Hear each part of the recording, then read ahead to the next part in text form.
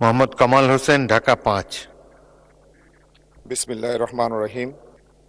মাননীয় স্পিকার, আপনাকে ধন্যবাদ। এই মহান সংসদে আমি প্রথম কথা বলার জন্য মহান আল্লাহ রাব্বুল আলামিনের দরবারে শুকরিয়া আদায় করছি এবং কৃতজ্ঞতা প্রকাশ করছি।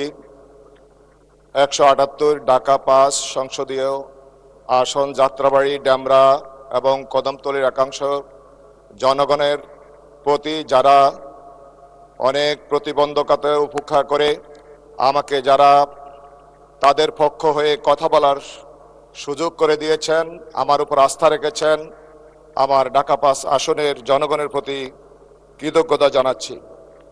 আমি বিশেষ করে স্মরণ করছি আজকে আন্দোলন সংগ্রামের স্টালিনগ্রাদ যাত্রাবাড়িতে গত ২৪-এর গণ অভ্যুত্থানে, গণ বিপ্লবে যারা শহীদ হয়েছেন সেই শহীদদের প্রতি আত্মার মাগফিরাত কামনা করছি এবং আরও আত্মার মাগফিরাত কামনা করছি আমাদের শীর্ষ নেতৃবৃন্দ যারা জুডিশিয়াল কিলিংয়ের শিকার হয়েছেন।